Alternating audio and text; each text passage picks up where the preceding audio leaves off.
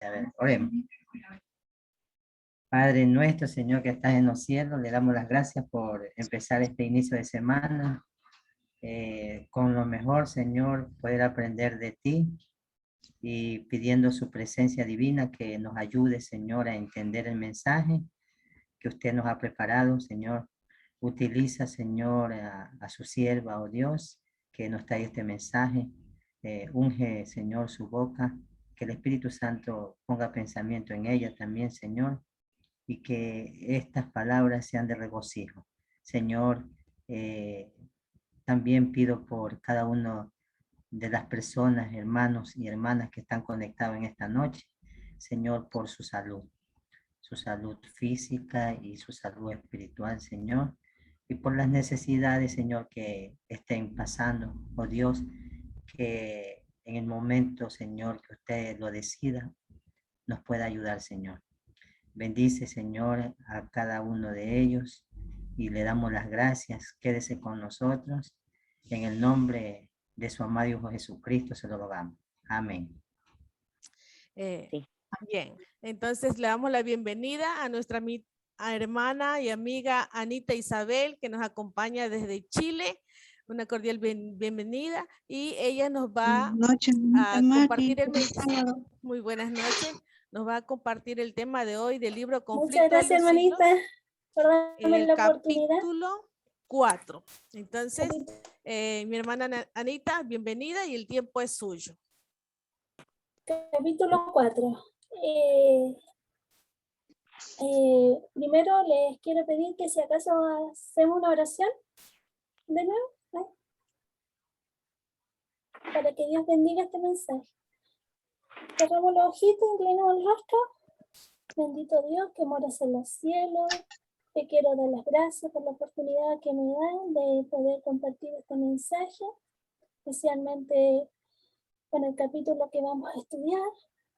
Dame sabiduría, entendimiento para poder entender, y también a los hermanos. Te lo rogamos y te lo agradecemos humildemente en nombre de tu Hijo, amado Jesús. Amén.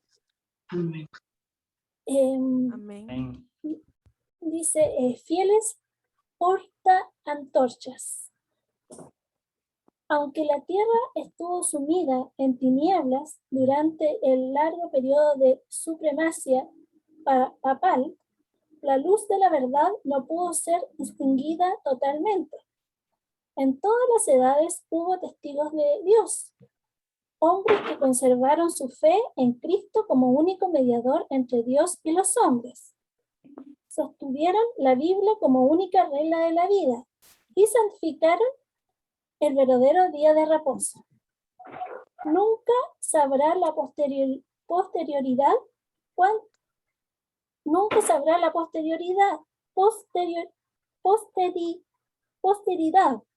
cuánto debe el mundo a estos hombres. Se los marcaba como herejes, sus móviles eran impugnados, su carácter difamado y sus escritos prohibidos, malinterpretados o mutilados. Sin embargo, permanecieron firmes y de siglo en siglo conservaron pura su fe como una herencia sagrada para las generaciones futuras.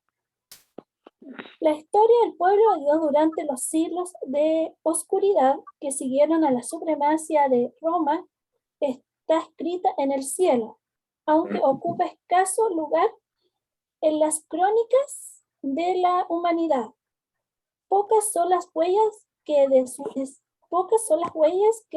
existencia pueden hallarse fuera de las que se encuentran en las acusaciones de sus perseguidores. La política de Roma consistió en hacer desaparecer toda huella de oposición a su doctrina y de decretos.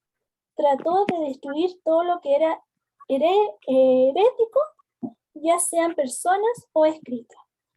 Las simples expresiones de dudas u objeciones acerca de la autoridad de los dogmas papales bastaban para quitarle la vida al rico o al pobre, al poderoso o al humilde. Igualmente se esforzó Roma en destruir todo lo que registrase su crueldad contra los disidentes. Los concilios papales decretaron que los libros escritos que hablasen sobre el particular fuesen quemados. Antes de la invención de la imprenta eran pocos los libros y su forma no se prestaba para conservarlo, de modo que los romanistas encontraron pocos obstáculos para llevar a cabo sus propósitos. Ninguna iglesia que estuviese dentro de los límites de la jurisdicción católica romana gozó mucho tiempo en paz, en libertad de conciencia.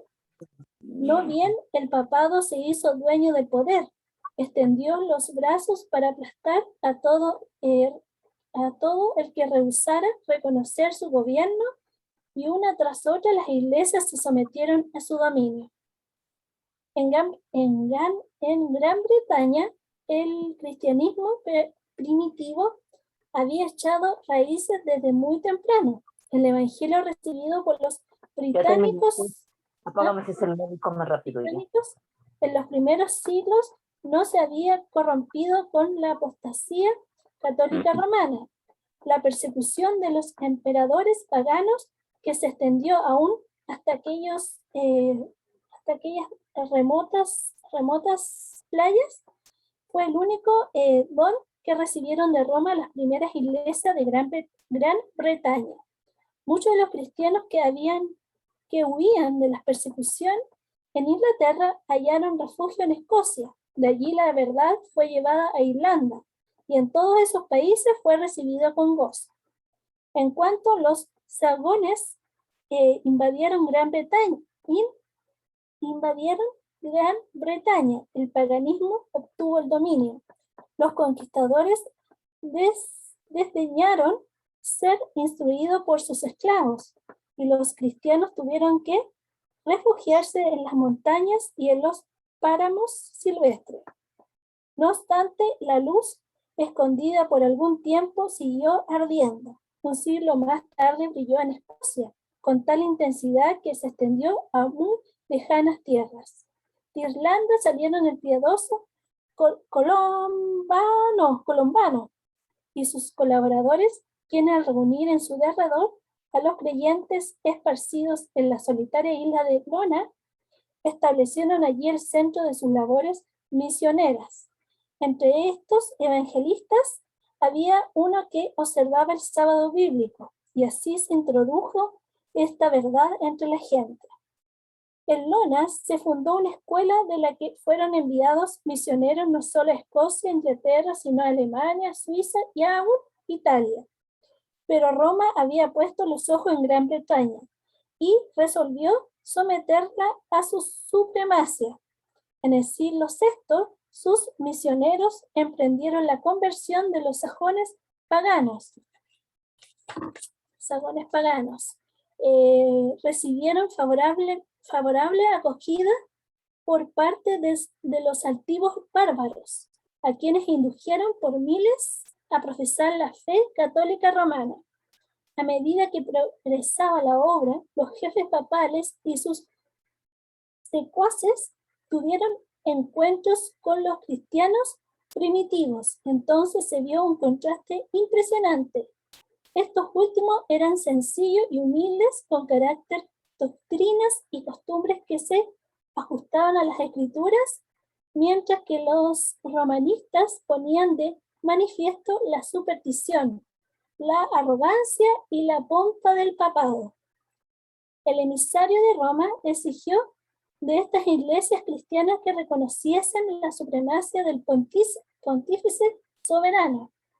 Los británicos respondieron humildemente que ellos deseaban amar a todo el mundo, pero que el Papa no tenía derecho de supremacía en la iglesia y que ellos podían rendirle solo la sumisión que era debida a cualquier seguidor de Cristo.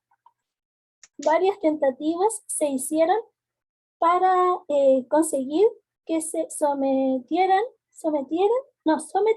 a Roma, pero esos humildes cristianos, espantados del orgullo que ostentaban los emisarios papales, respondieron con firmeza que ellos no reconocían aún a otro jefe que a Cristo. Entonces se reveló el verdadero espíritu del papado. El enviado católico romano les dijo: si no reciben a los hermanos que les traen paz, recibirán a los enemigos que les traerán guerra. Si no se unen con nosotros para mostrar a los sajones el camino de vida, recibirán de ellos el golpe de muerte. No fueron vanas estas amenazas, la guerra, la intriga y el engaño se emplearon contra estos testigos que sostenían una fe bíblica, hasta que las iglesias de Gran Bretaña fueron destruidas o obligadas a someterse a la autoridad del Papa. En los países que estaban fuera de la jurisdicción de Roma, existieron por muchos siglos grupos de cristianos que permanecieron casi enteramente libres de la corrupción papal, rodeados por el paganismo. Con el transcurso de los años, fueron afectados por sus errores. No obstante, siguieron considerando la Biblia como la única regla de fe y adhiriendo a muchas de sus verdades. Esos cristianos creían en la perpetuidad de la ley de Dios y observaban el sábado del cuarto mandamiento. En la África Central y entre los armenios de Asia hubo iglesias que mantuvieron esa fe y práctica, pero entre quienes resistieron las intrusiones del poder papal, los valdenses fueron los que más sobresalieron. En el mismo país donde el papado asentara sus reales, fue donde encontraron mayor oposición su falsedad y corrupción. La iglesia del Piamonte mantuvieron su independencia por algunos siglos, pero al fin llegó el tiempo en que Roma insistió en que se sometieran. Tras larga serie de luchas inútiles contra la tiranía papal, los líderes de esa iglesia reconocieron de mala gana la supremacia de ese poder, al que todo el mundo parecía rendir homenaje. Sin embargo, hubo algunos que rehusaron someterse a la autoridad de papas o prelados. Determinaron mantenerse leales a Dios y conservar la pureza y sencillez de su fe. Se efectuó una separación, la que permanecían firmes en la antigua fe. Los que permanecían firmes en la antigua fe se retiraron. Algunos abandonaron sus Alpes natales y alzaron el estandarte de la verdad en países extraños. Otros se refugiaron en los valles solitarios y en los baluartes peñascosos de las montañas, y allí preservaron su libertad para adorar a Dios. La fe que por siglos sostuvieron y enseñaran los cristianos valdenses contrastaba notablemente con las falsas doctrinas de Roma. De acuerdo con el sistema verdaderamente cristiano, su creencia religiosa se fundaba en la palabra escrita de Dios, pero esos humildes campesinos en sus oscuros retiros, alejados del mundo y sujetos a penosísimo trabajo diario entre sus rebaños y viñedos, no habían llegado de por sí al conocimiento de la verdad, que se oponían a las dogmas y herejías de la Iglesia apóstata. Su fe no era una fe recibida recientemente, su creencia religiosa la habían heredado de sus padres, luchaban en pro de la fe de la Iglesia apostólica, la fe que ha sido una vez dada a los santos, la Iglesia del desierto, y no la soberbia jerarquía entronizada en la gran capital del mundo. Era la verdadera Iglesia de Cristo, la guardiana de los tesoros de verdad que Dios confiara a su pueblo para que los diera al mundo. Entre las causas principales que motivaron la separación de la Iglesia verdadera de Roma estaba el odio de esta hacia el sábado bíblico. Como se había predicho en la profecía, el poder papal echó por tierra la verdad. La ley de Dios fue pisoteada en el polvo, mientras las tradiciones y las costumbres de los hombres eran ensalzadas. Se obligó a las iglesias que estaban bajo el gobierno del papado a honrar el domingo como día santo. Entre los errores y la superstición que prevalecían, muchos aún de los verdaderos hijos de Dios llegaron a estar tan confundidos que a la vez que observaban el sábado, se abstenían de trabajar un domingo. Pero esto no satisfizo a los jefes papales. No solo exigieron que se santificara el domingo, sino que se profanara el sábado y acusaban en los términos más violentos a los que se atrevían a honrarlo. Solo huyendo del poder de Roma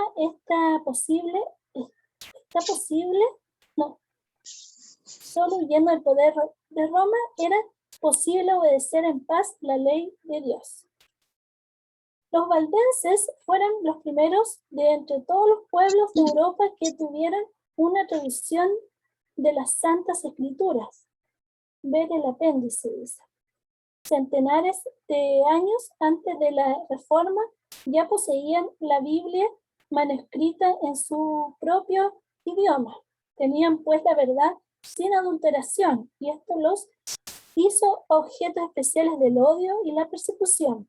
Declaraban que la iglesia de Roma era la Babilonia apóstata del Apocalipsis, y con peligro de sus vidas se oponían firmemente a sus corrupciones, aunque bajo la presión de una prolongada persecución.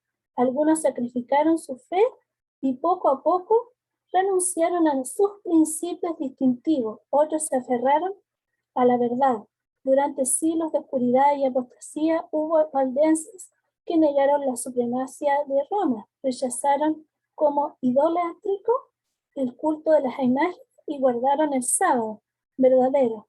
Conservaron su fe en medio de las más y violentas, tempestuosas oposición, aunque degollados por la espada de Saboya y quemados en la hoguera católico romano.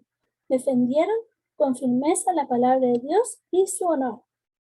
Tras los elevados baluartes de las montañas, refugio de los perseguidos y oprimidos de todas las épocas, hallaron los valdenses un escondite seguro. Allí se mantuvo encendida la luz de la verdad en medio de las tinieblas de la Edad Media.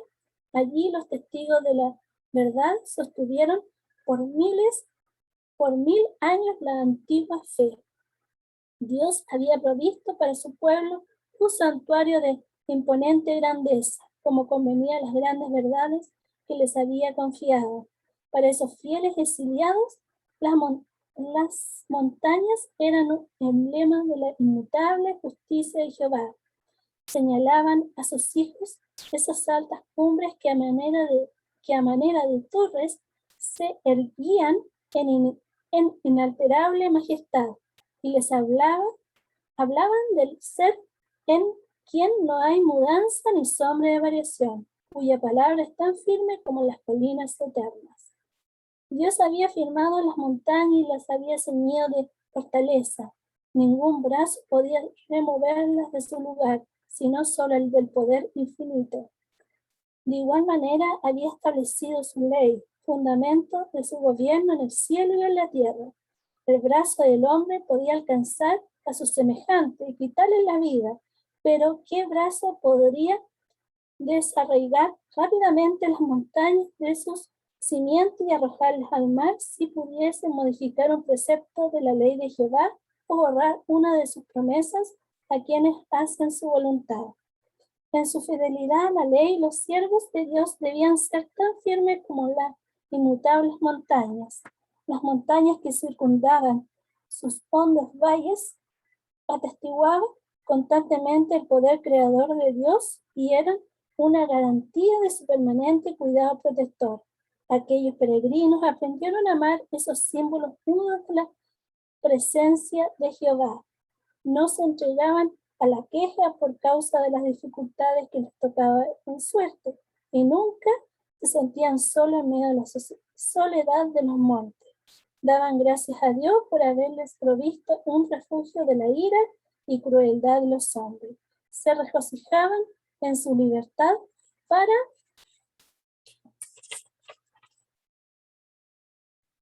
adorarlo. Muchas veces cuando eran perseguidos por sus enemigos, sus fortalezas naturales eran su segura defensa. En más de un encumbrado risco cantaban las alabanzas a Dios y los ejércitos de Roma no podían acallar sus cantos de acción de gracia. Pura, sencilla y ferviente fue la piedad de estos seguidores de Cristo. Valoraban los principios de la verdad más que las cosas y tierras, los amigos y parientes, incluso más que la vida misma. Trataban con fervor de imprimir esos principios en los corazones de los jóvenes. Desde su más tierna edad, estos recibían instrucción en la escritura y se les enseñaba a considerar sagrados los requerimientos de la ley de Dios.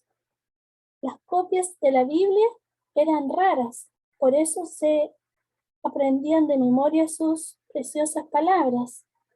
Muchos eran capaces de recitar grandes porciones del Antiguo Testamento y del Nuevo Testamento. Los pensamientos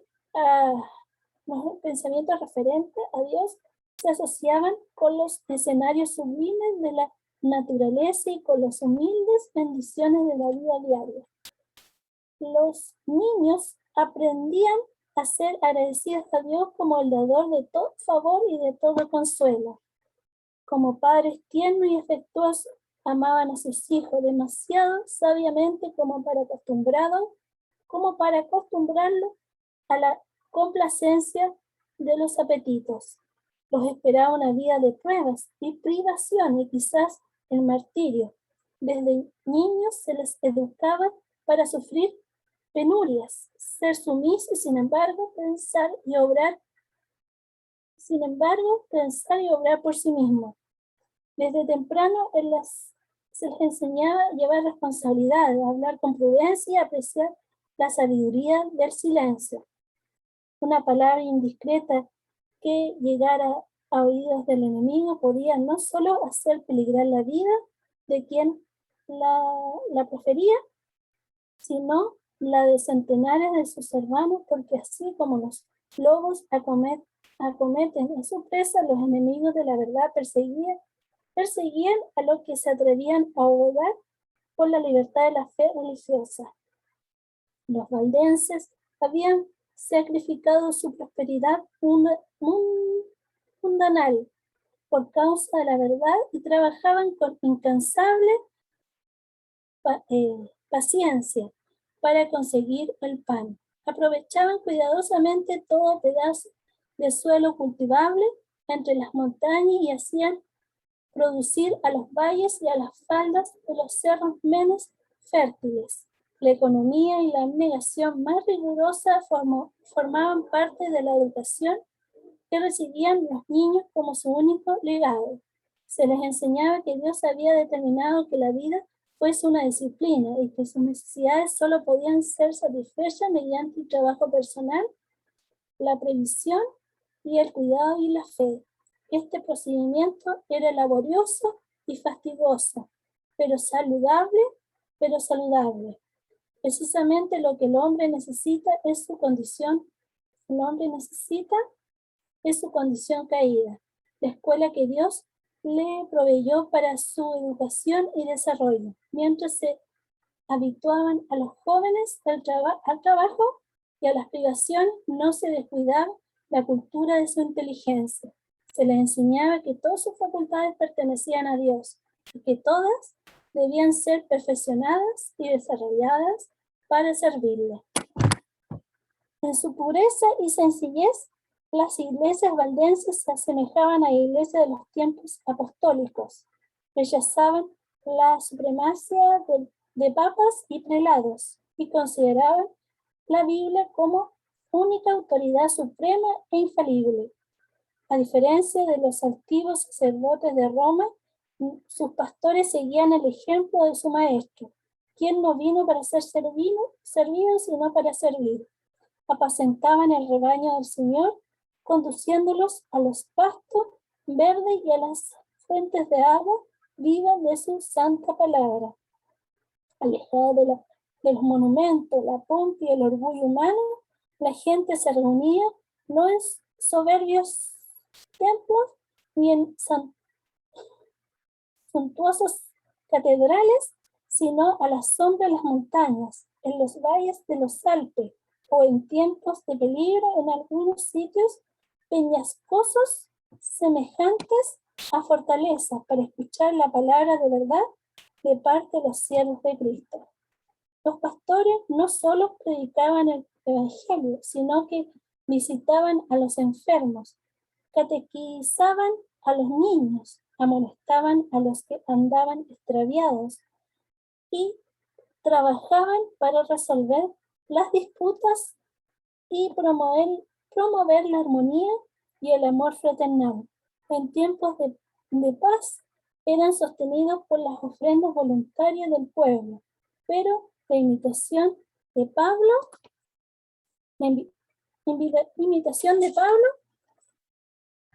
que hacía tiendas, todos aprendían algún oficio o profesión con que sostenerse en caso de ser necesario.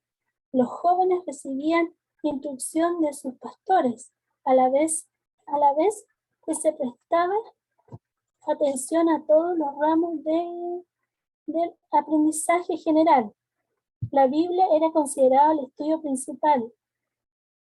Aprendían de memoria los evangelios de Mateo y de Juan y muchas de las epístolas. También se ocupaban de copiar las escrituras. Algunos manuscritos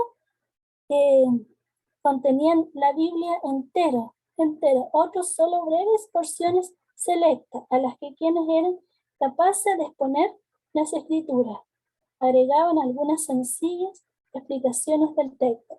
Así se sacaban a la luz los tesoros de la verdad, que por tanto tiempo habían ocultado lo que querían elevarse a sí mismos sobre Dios. Trabajando con paciencia y tenacidad, algunas veces en profundas y oscuras cavernas de la tierra, alumbrándose con antorchas, copiaban las sagradas escrituras versículo por versículo, capítulo por capítulo. Así proseguía la obra y la voluntad revelada de Dios brillaba como oro puro.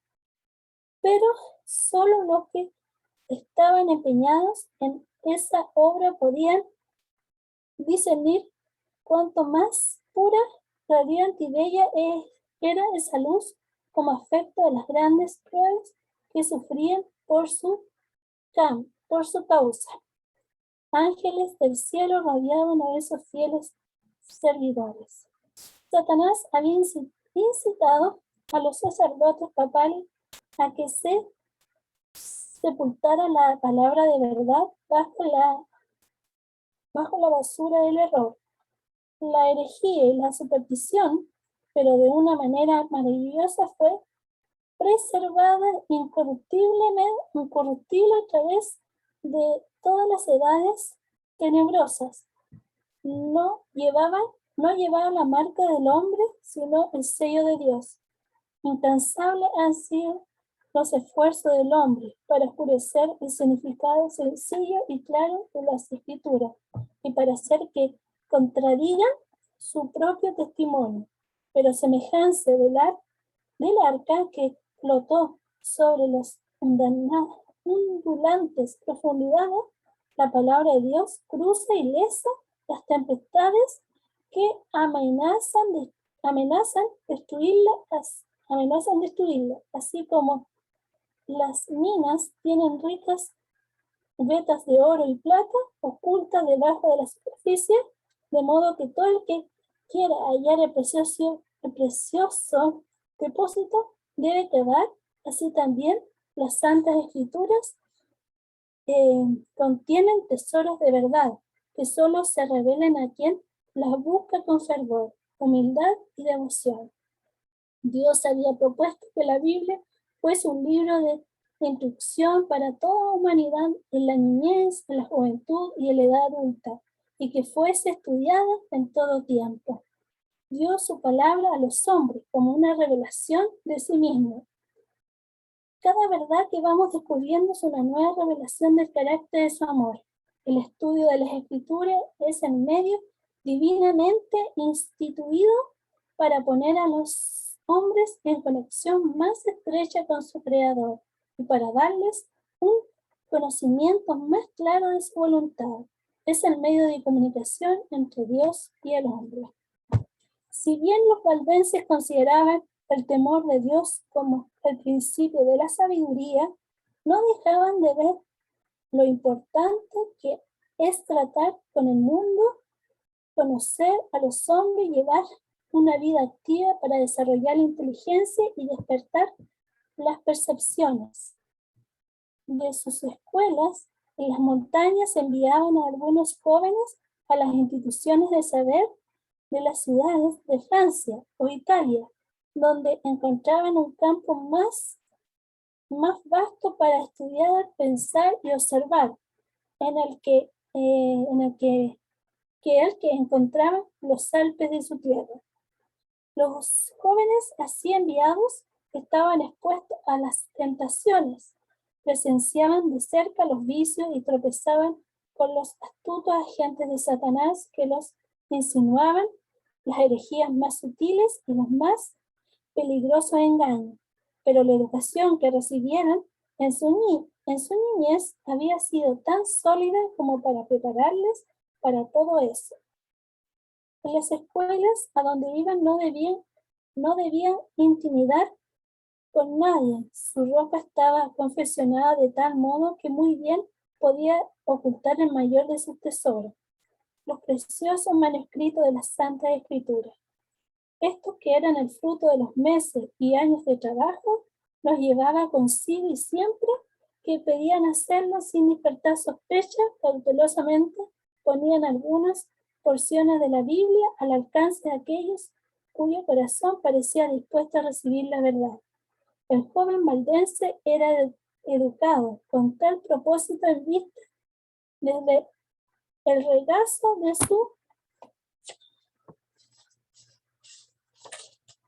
su madre. Comprendía su obra y la desempeñaba con fidelidad. En esas casas de estudios se ganaba conversos a la fe verdadera y con frecuencia se veía que sus principios permeaban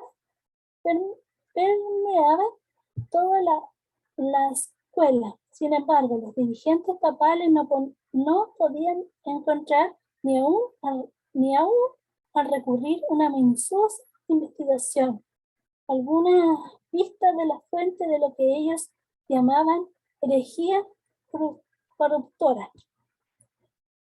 El Espíritu de Cristo es un espíritu misionero. El primer impulso del corazón regenerado es el de también traer a otros al Salvador. Tal era el espíritu de los cristianos valdenses. Sentían que Dios no requería de ellos tan solo que preservaran la verdad en su pureza y en sus propias iglesias, sino que hicieran honor a la solemne responsabilidad de hacer que su luz iluminara a los que estaban en tinieblas y que por medio del gran poder de la palabra de Dios procuraban destrozar el yugo que Roma había impuesto. Los ministros valdenses eran educados como misioneros y a todos los que pensaban dedicarse al ministerio se les exigía primero que adquiriesen experiencia como evangelistas. Todos debían servir 3 años en algún campo misionero antes de encargarse de alguna iglesia en el suyo. Este servicio, que desde el principio requería abnegación y sacrificio, era una preparación adecuada para la vida de pastor en tiempos que ponían a prueba el alma de los hombres.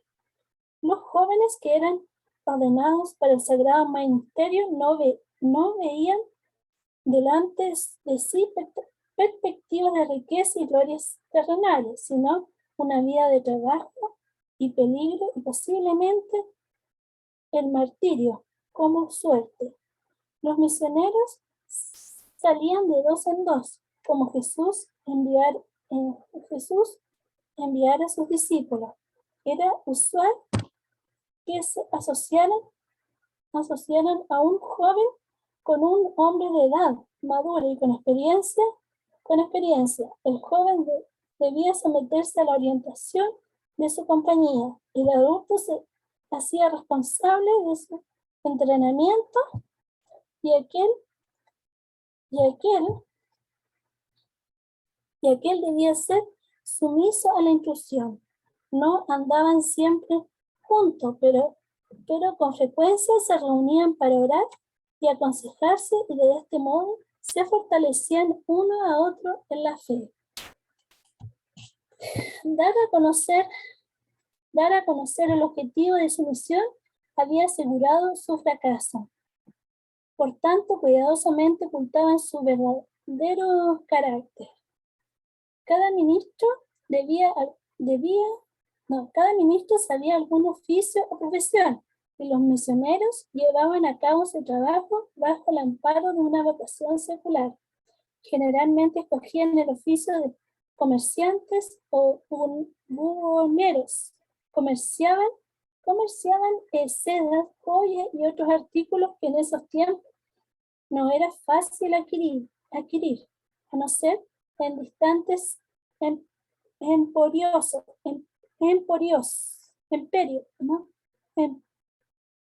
emporios, y se les daba la bienvenida como comerciantes, allí donde habían sido despreciados como misioneros.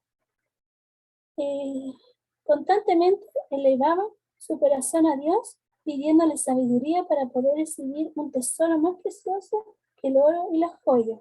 Siempre llevaban ocultas copias de la Biblia entera o porciones de ella, y siempre que se presentaban la oportunidad llamaba la atención de sus clientes a esos manuscritos. Con frecuencia despertaban así un interés por leer la palabra de Dios, y con gusto dejaban algunas porciones de ella a quienes deseaban recibirla. La obra de estos misioneros empezó al pie de sus montañas, en las llanuras y valles que los rodeaban, pero se extendió mucho más allá de sus límites. Descalzo y con ropa tosca y desgarrada por la aspereza del camino, como la de sus maestros, pasaban por grandes ciudades y se internaron en lejanas tierras. En todas partes esparcían las preciosas semillas. Doquiera pasaban, se levantaban iglesias, y la sangre de los mártires daba testimonio de la verdad. El día de Dios pondrá de manifiesto una rica cosecha de almas conseguidas gracias a los labores de estos hombres fieles. A escondidas y en silencio, la palabra de Dios se abría paso a través de la cristiandad y encontraba buena acogida en los hogares y en los corazones de los hombres. Pero los valdenses, escrituras, no contenían tan solo los anales del trato de Dios con los hombres en lo pasado, y una revelación de las responsabilidades y deberes del presente, sino una manifestación de los peligros y las glorias del futuro. Creían que no distaba mucho el fin de todas las cosas.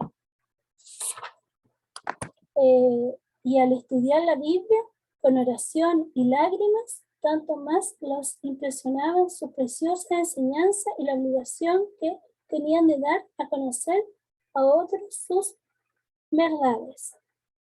En las páginas sagradas veían claramente reveladas el plan de salvación y hallaban consuelo, esperanza y paz al creer en Jesús.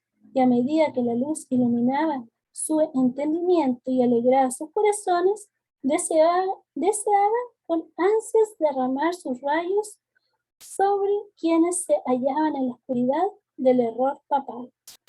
Veían que, guiados por el Papa y los sacerdotes, multitudes se esforzaban en vano para obtener el perdón mediante la mortificación que imponían a sus cuerpos por el pecado de sus almas.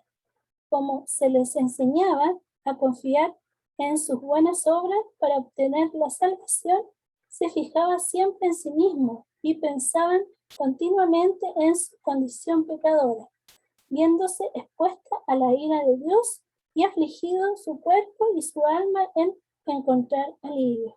Así era como las almas concienzudas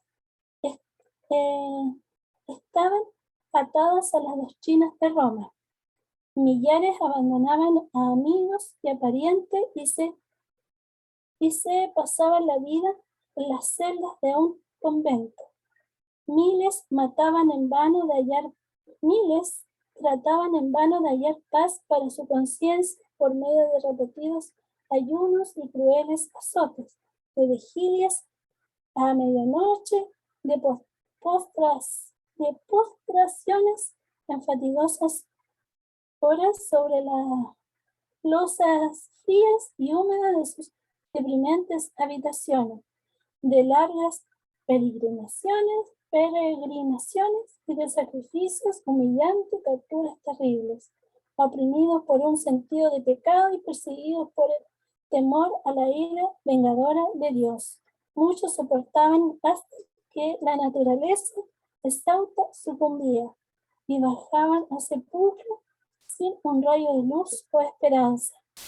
Los valdenses ansiaban impartir el pan de vida a cada alma hambrienta, presentarle los mensajes de paz contenidos en las promesas de Dios y señalarles a Cristo como su única esperanza de salvación. Sostenían que la doctrina de que las buenas obras podían expiar la transgresión de la ley de Dios se fundamentaban en una falsedad. La confianza que se deposita en el mérito humano impide ver el amor infinito de Cristo. Jesús murió como un sacrificio por el hombre, porque la raza caída no tiene en sí misma nada que pueda recomendarla ante Dios. Los méritos de un Salvador crucificado y resucitado son el fundamento de la fe del cristiano. El alma depende de Cristo de una manera tan real, y su unión con él debe ser estrecha, como la de un miembro con el cuerpo o la de un pámpano con la vid. Las enseñanzas de los papas y sacerdotes habían inducido a los hombres a considerar el carácter de Dios y aún el de Cristo como severo, sombrío y aborrecible. Se representaba al Salvador tan desprovisto de toda simpatía hacia los hombres en su estado caído, que era necesario invocar la medición de los sacerdotes y los santos, aquello cuya mente había sido iluminada por la palabra de Dios, ansiaban mostrar a esas almas que Jesús es un Salvador compasivo y amante, quien con los brazos abiertos invita a que vayan a Él todos los cargados de pecados, cuidados y cansancio. Anhelaban quitar los obstáculos que Satanás había amontonado para impedir a los hombres ver las promesas e ir directamente a Dios para confesarle sus pecados y obtener perdón y paz. Los misioneros valdenses se empeñaban en descubrir a los espíritus investigadores las preciosas verdades del Evangelio y con muchas precauciones les presentaban las porciones estrechamente escritas en las Santas Escrituras. Su mayor gozo era infundir esperanza en las almas sinceras y agobiadas por el peso del pecado, que solo podían ver en un Dios vengativo y expectante para ejecutar justicia. Con voz temblorosa y lágrimas en los ojos y muchas veces a rodillas, presentaban a sus hermanos las preciosas promesas que revelaban la única esperanza del pecador. De este modo, la luz de la verdad penetraba en muchas mentes oscurecidas y disipaba las nubes de tristeza hasta que el sol de justicia brillaba en el corazón e impartía salud con sus rayos. A menudo se daba el caso de que de que leían una y otra vez alguna porción de las escrituras, pues el oyente deseaba que se le repitieran como si quisiera asegurarse de que había oído bien. Lo que se deseaba en forma especial era la superstición de estas palabras. La sangre de Jesucristo, su Hijo, nos limpia de todo pecado. Como Moisés levantó la serpiente en el desierto, así es necesario que el Hijo del Hombre sea levantado para que todo aquel que en él cree no se pierda, mas tenga vida eterna. Muchos no se dejaban engañar por los acertos de Roma. Veían cuán vana es la mediación de hombres o ángeles en favor del pecador. Cuando la aurora de la luz verdadera alumbraba su mente, exclamaban con alborozo: Cristo es mi sacerdote, su sangre es mi sacrificio, su altar es mi confesionario. Recurrían plenamente a los méritos de Jesús y repetían las palabras: sin fe es imposible agradar a Dios. No hay otro hombre bajo el cielo dado a los hombres en que podamos ser salvos. A estas pobres almas azotadas por la tempestad les parecía demasiado la seguridad del amor de un Salvador como para comprenderla. Tan grande era el alivio que les proporcionaban, tan inmensa la profusión de luz que sobre ellos se derramaba, que se creían arrebatados al cielo. Con plena confianza ponían sus manos en las de Cristo, sus pies se sentaban sobre la roca de los siglos, Perdían todo temor a la muerte. Ahora podían ambicionar la cárcel y la hoguera sin por esos medios podían honrar el nombre de su Redentor. Así, en lugares secretos era sacada la luz y leída la palabra de Dios, a veces a una sola alma, en ocasiones algún pequeño grupo que deseaba con ansia la luz y la verdad. Con frecuencia se pasaba toda la noche de esa manera. Tan grande eran el asombroso y la admiración de los que escuchaban, que el mensajero de la misericordia con no poca frecuencia se había obligado a suspender la lectura hasta que el entendimiento pudiese captar las nuevas de la salvación. A menudo se proferían palabras como estas: ¿En verdad aceptará Dios mi ofrenda? ¿Me mirará con ternura? ¿Me perdonará?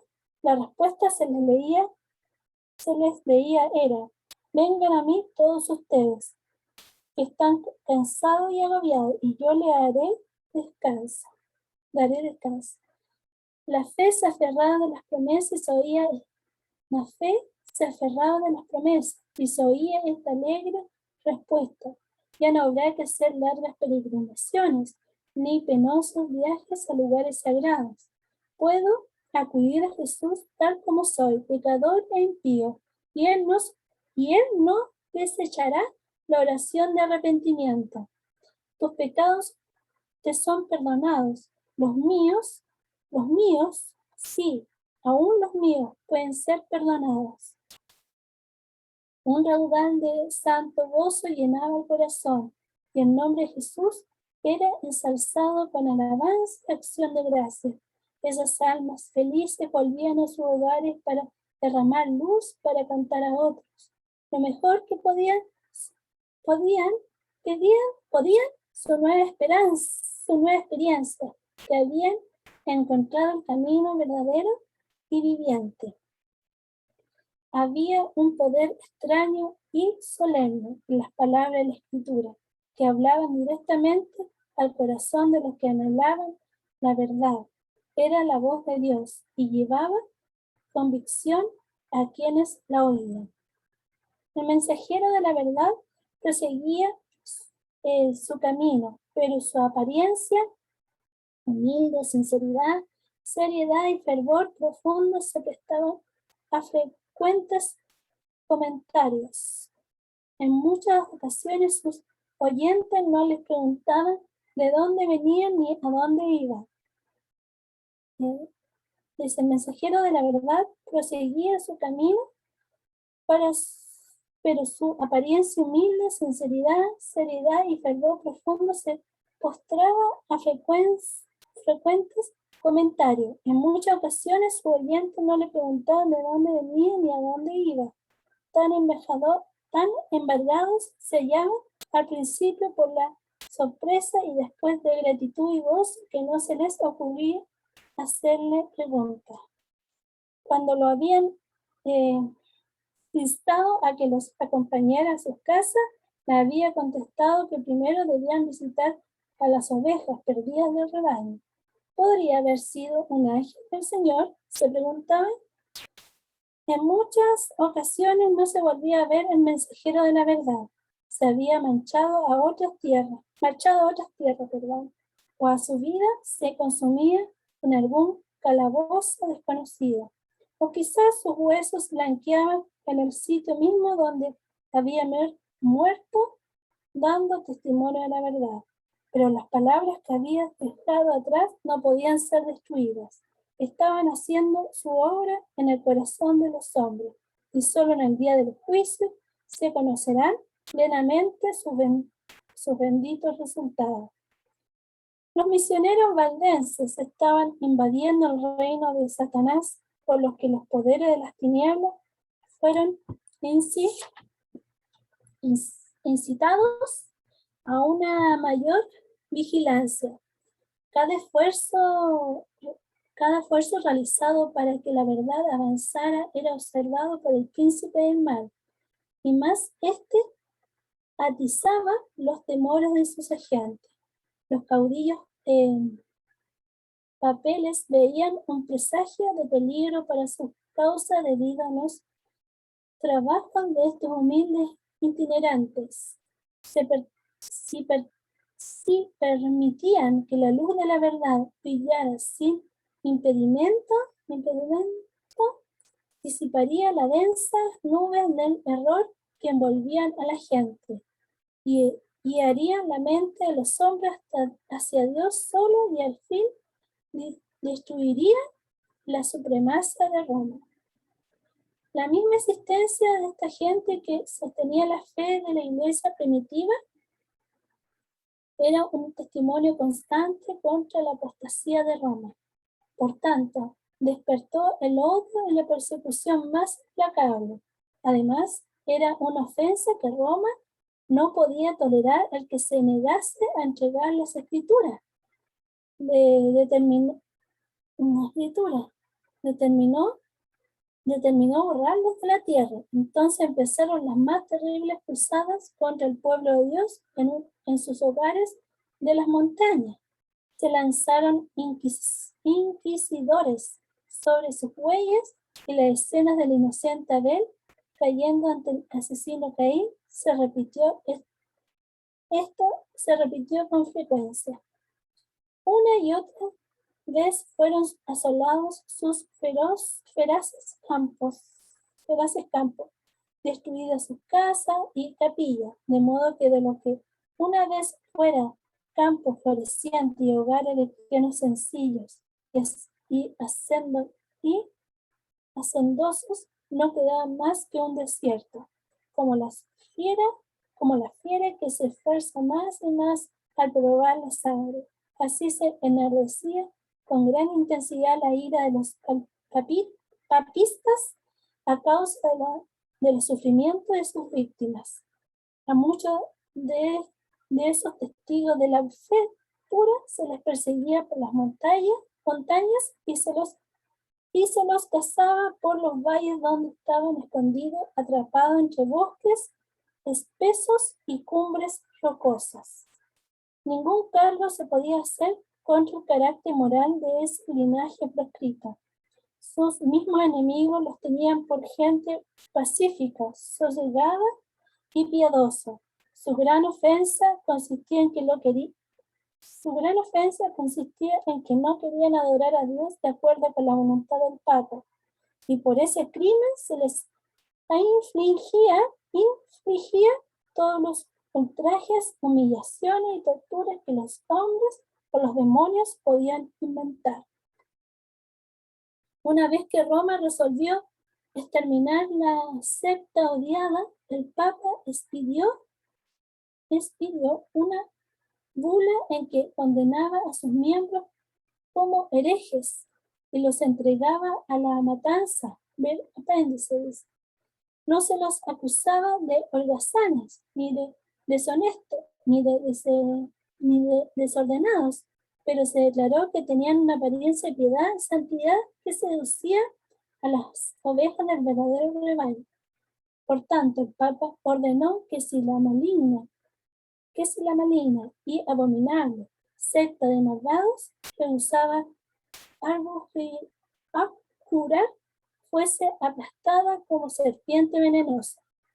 Esperaba este antiguo monarca enfrentar otra vez esas palabras. Sabía que estaban registradas en los libros del cielo para confrontarla en el día del juicio. Jesús dijo: cuanto hiciese a uno de tus hermanos míos más pequeños, a mí me lo hicisteis. En esa bula se convocaba a todos los miembros de la iglesia a unirse en una cruzada contra las herejías, como incentivo para involucrarlos en tan despiadada tarea. Absolvía de toda pena o penalidad eclesiástica, tanto general como particular. Esto liberaba a todos los que se unieran en la cruzada de cualquier juramento que hubiese prestado legitimaba su título y cualquier propiedad que pudieran adquirir ilegalmente, y prometía la remisión de todos sus pecados a quienes atasen a cualquier hereje. Anulaba todos los contratos hechos en favor de los valdenses, ordenaba a los criados de esto a que los abandonasen, prohibía a todos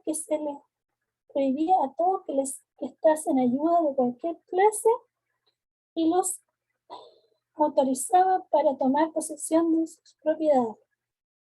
Este documento muestra a las claras el espíritu satánico que operaba detrás de bastidores, en el rugido del dragón y no la voz de Cristo, lo que en él se dejaba oír.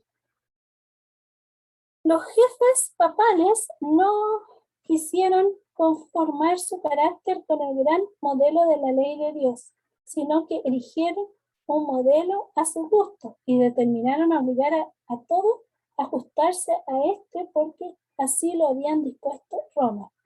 Se perpetraron las más horribles tragedias. Los sacerdotes y papas corruptos y blasfemos hacían la obra que Satanás les señalara. No había cabida para la misericordia en su naturaleza. El mismo espíritu que crucificara a Cristo y que asesinara a los apóstoles, el mismo que impulsara al sanguinario Nerón contra los fieles de su tiempo, estaba empeñado en exterminar de la tierra a quienes eran amados de Dios. Las persecuciones que por muchos siglos cayeron sobre esa gente temerosa de Dios fueron soportados por ella con una paciencia y constancia que honraron a su Redentor. No obstante, las cruzadas lanzadas contra ellos y la inhumana matanza a que fueron entregados, siguieron enviando a sus misioneros a diseminar la verdad preciosa. Se los buscaba para darles muerte. Sin embargo, su sangre regó la semilla sembrada y no dejó de dar fruto. De esa manera testificaron los valdenses de Dios siglos antes del nacimiento de Lutero, esparcidos por muchos países. sembraron la semilla de la reforma que brotó en tiempos de Wycliffe. Se desarrolló y echó raíces en días de Lutero y será determinada hasta el fin de los tiempos por medio de quienes también estén deseosos de sufrir todas esas cosas por causa de la palabra de Dios y del testimonio de Jesús. Amén. Eso sería, hermanitos.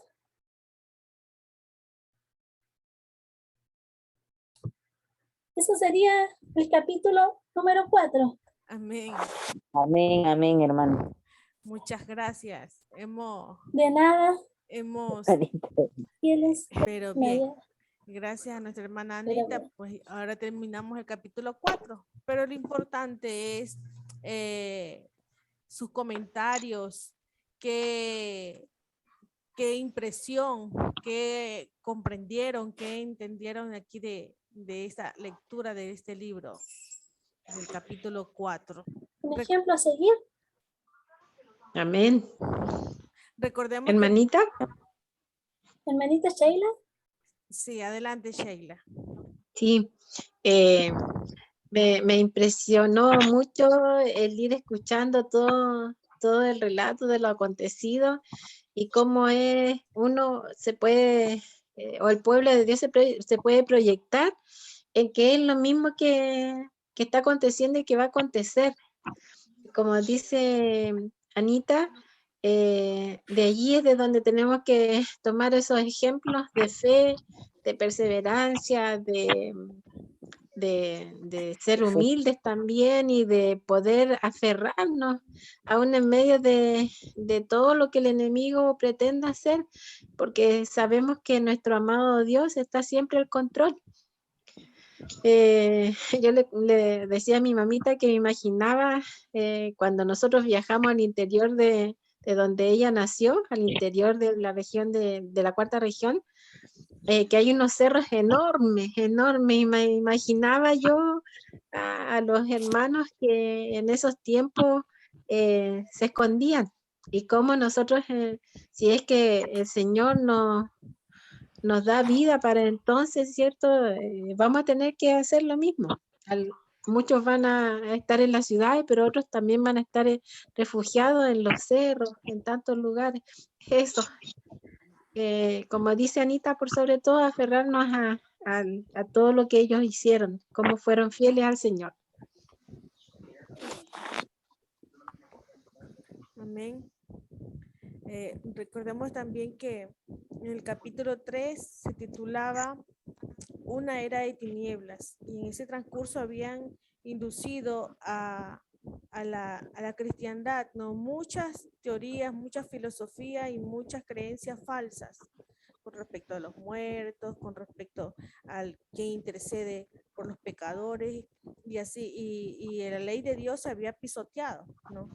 Y este capítulo que se llama Fieles portaantorchas, aparentemente se había anulado completamente la palabra de Dios y su ley, ¿no? Pero Dios mantuvo un pueblo que aún era fiel a la palabra de Dios y a su ley, ¿no? Tanto así que ellos estuvieron dispuestos pues a dar su vida por solamente basarse en la palabra de Dios, ¿verdad? Entonces hemos aprendido aquí en esta noche que como se lo conocía al pueblo adventista, ahora conocía con más fuerza que era el pueblo de la palabra, porque todo era basado en la palabra de Dios. Todo sermón, todo seminario, etcétera, era solamente con la Biblia. Por eso se lo conoce el pueblo de la palabra, ¿no? Entonces, asimismo, estos valdenses, no, ellos solamente eran guiados por la palabra de Dios y solamente por hablar de la palabra de Dios fueron perseguidos. Y como decían en la última parte, ¿no?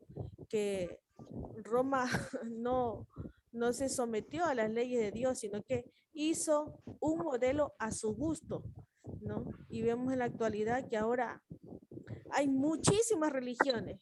Ahora, ¿por qué dicen, por qué existen tantas religiones? No, simplemente porque cada cual hace una religión a su gusto.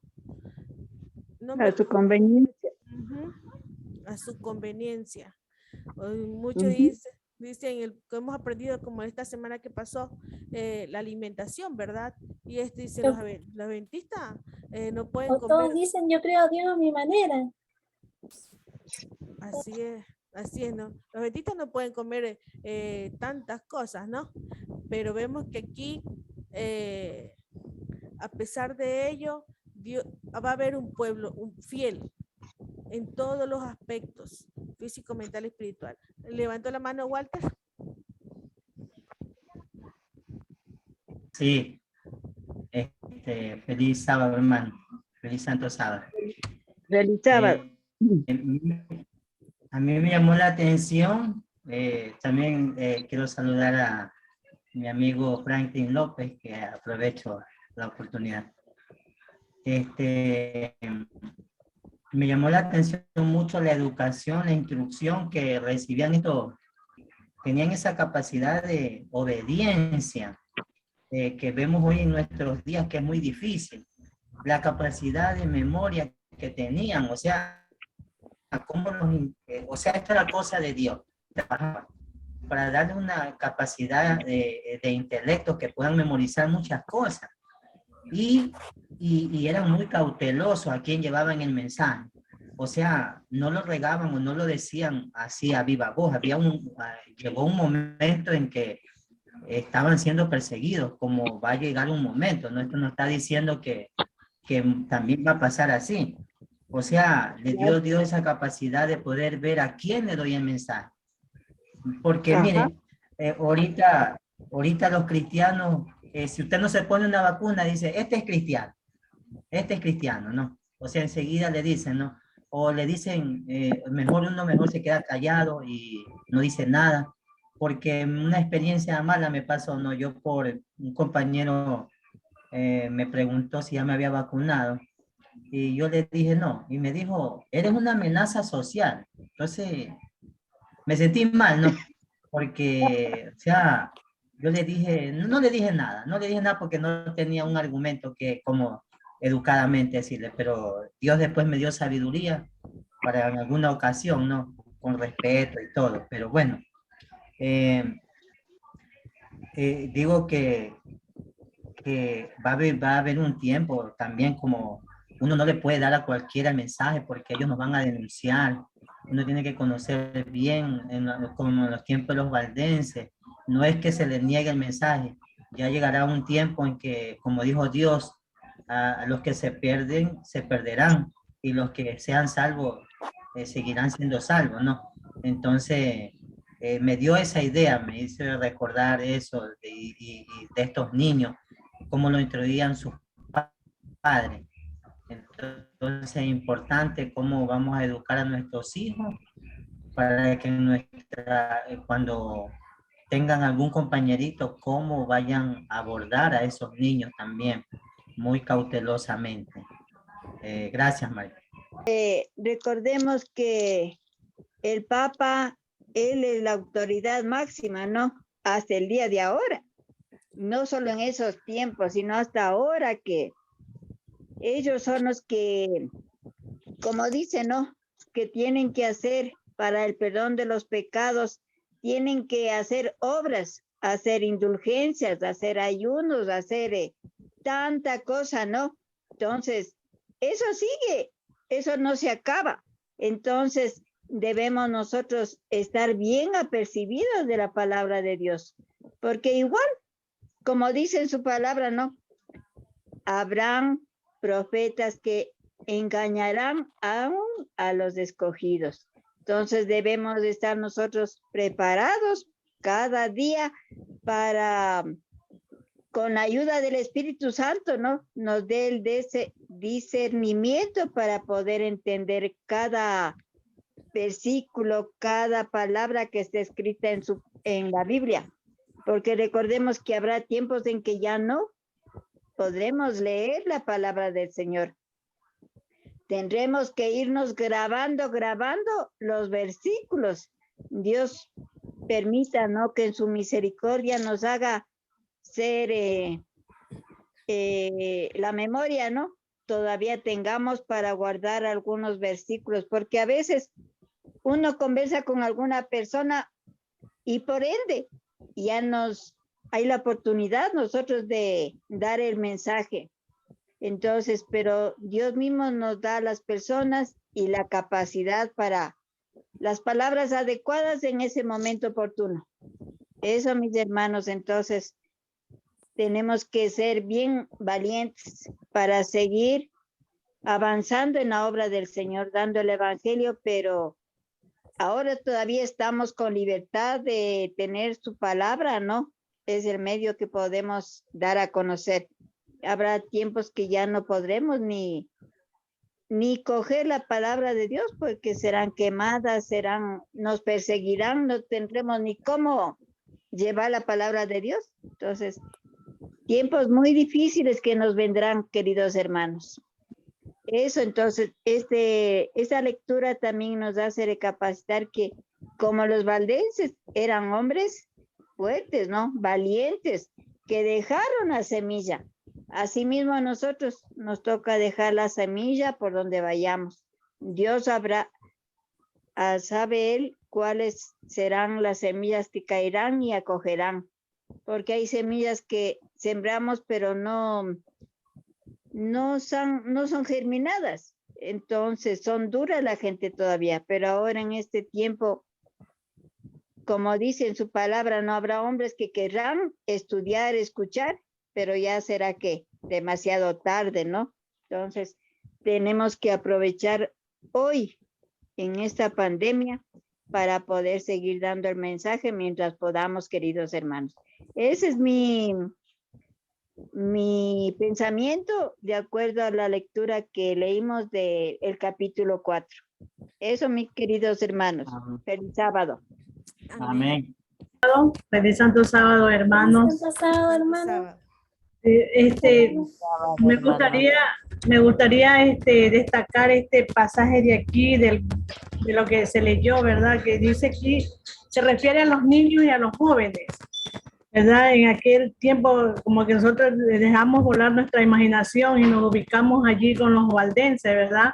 Y ahí ellos también tenían hijos, niños, jóvenes, y nos dice aquí que desde su tierna edad ellos recibían instrucciones de las Sagradas Escrituras y se les enseñaba a considerar sagrados los requerimientos de la ley de Dios. Los ejemplares de la Biblia eran raros, dice, en ese tiempo. Por eso se aprendían de memoria las preciosas palabras, lo que manifestaba la hermanita Nelly, ¿verdad? Nosotros, aquí yo veo compañeros docentes, ¿verdad? Y aquí estudiando también con mi hijo la Biblia.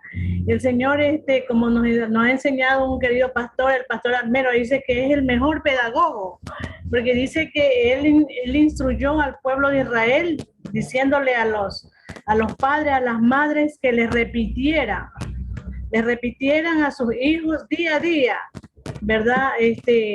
Las historias, las grandes cosas que él había hecho en lo antiguo, para que no se olvidaran, que las dice que las pegaran en sus postes, ¿verdad? Nosotros cuando estamos en nuestra institución, nosotros ponemos carteles, nosotros ponemos anuncios para que el niño lea, memorice.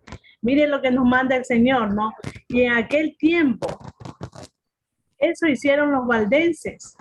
Y en aquel tiempo, si el Señor permite, que como ya lo manifestó una hermanita, no sabemos si nosotros iremos al descanso, no sabemos si nosotros nos tocará quedarnos aquí en las ciudades o nos tocará estar en esas empinadas montañas, ¿verdad? En esas quebradas, en esas cuevas. Y allí nosotros, desde aquí, de nuestros hogares, ya deberíamos tener esa formación con nuestros pequeños, con nuestros jóvenes, porque ellos van a ser los portaestandartes. Por eso dice fieles portaantorchas, dice aquí el capítulo, ¿verdad? Que van a anunciar el mensaje de salvación y van a defender la verdad. Y mire esta partecita que acá también para destacarla dice: como padres tiernos y afectuosos amaban a sus hijos con demasiada inteligencia para acostumbrarnos a la complacencia de los apetitos. ¿Y qué es lo que ahora nosotros como papás queremos satisfacer? Todas las necesidades de nuestros hijos, porque decimos: no, yo no quiero que mi hijo sufra lo que yo sufrí. Hermanos, grave error, grave error. Al niño hay que enseñarle el valor de las cosas, cuánto cuesta obtenerlas, el sacrificio.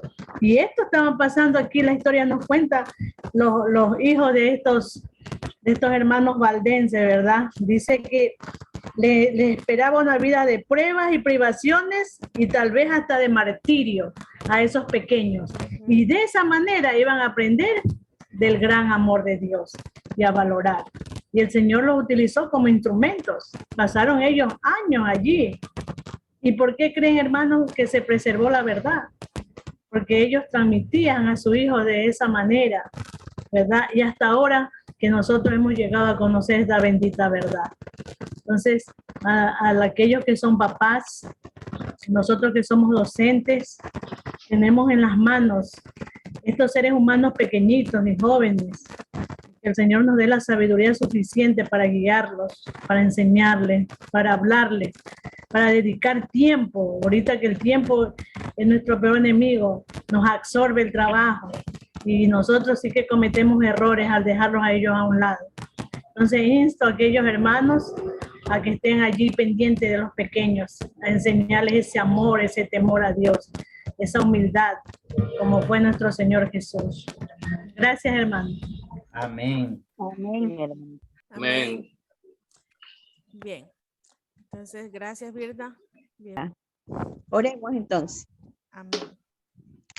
Padre nuestro que estás en los cielos, santificado y glorificado sea tu nombre.